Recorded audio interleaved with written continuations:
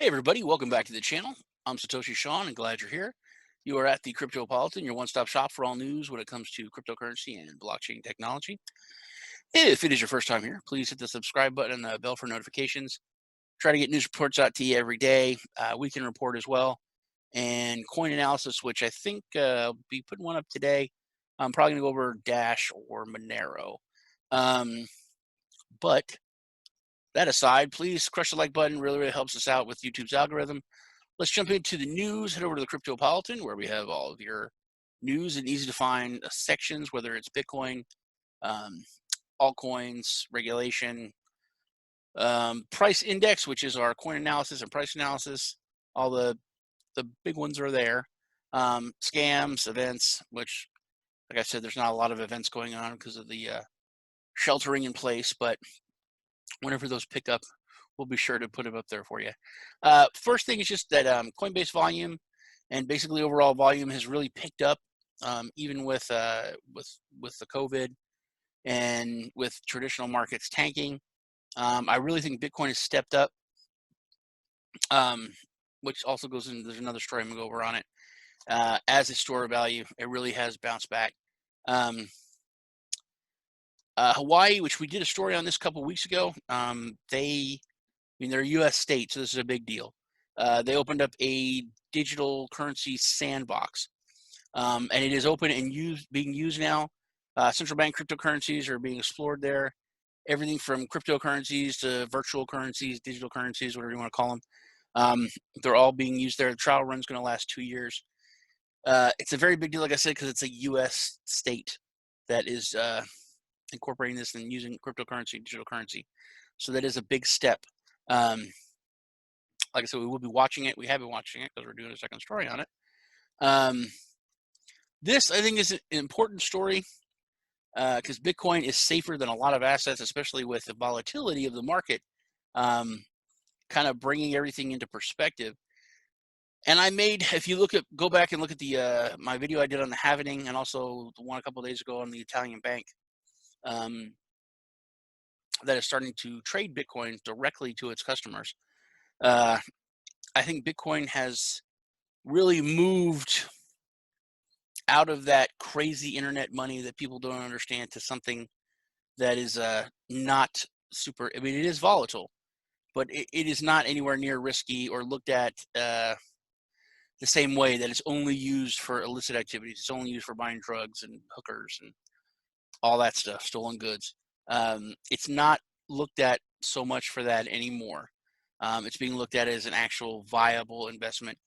And if you watch this video from CNBC, they talk about how it is being used by macro investors um, as an alternative to putting money into gold when you're moving it out of traditional like stock market and stuff like that, where people would put it into gold. People are starting to put it into Bitcoin for that safe haven. They don't want to use the word safe haven. I don't like the word safe haven because of its big moves, but it really is coming to be a safe haven. And I made this point, and it frustrates me that no one else is making this point, that Bitcoin did get hit when everything got hit. Just everything got hit. There was this massive shutdown of the planet, but it bounced back the same or better than other markets, but it bounced back on its own. There was no Bitcoin bailout. There was no Fed printing. There was no stimulus package for Bitcoin, technically, because people use their stimulus checks to buy Bitcoin. But there wasn't this outside force that there is propping up these zombie dead markets. No one. I mean, what was it like? So many trillions of dollars given to the airline industry. No one gave trillions of dollars to Bitcoin. The market cap would have skyrocketed. Can you imagine? Can you imagine? Oh, that'd be so nice if everyone just got a check to buy Bitcoin with. What it would do to the price. That's actually a brilliant. That's brilliant. If the government gave everyone $1,000 to buy Bitcoin with, and then everybody bought Bitcoin, then the price of Bitcoin would go up astronomically, and those people's $1,000 would be worth way more money. So you could have, in effect, give someone like a $3,000 check for giving them $1,000. And then also they would be in Bitcoin. I don't know. That sounds like a good deal or a good idea. I should pitch it to Mnuchin or Trump if I ever get to talk to him. And last but not least, crypto terminology. I was going to do a story on Libra, but I guess I'll do that tomorrow. Crypto terminology standardization for European Union and global partners. This is another sign that we're entering a new phase of Bitcoin. We're entering a new phase of cryptocurrency where it's being accepted. It's like, okay, you're here to stay.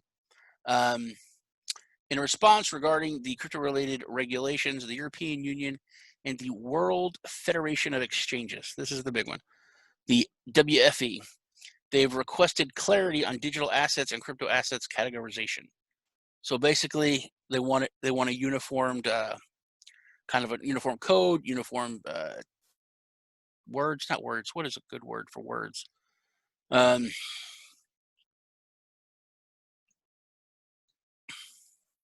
Terminology. Yeah, there it is right there. Terminologies.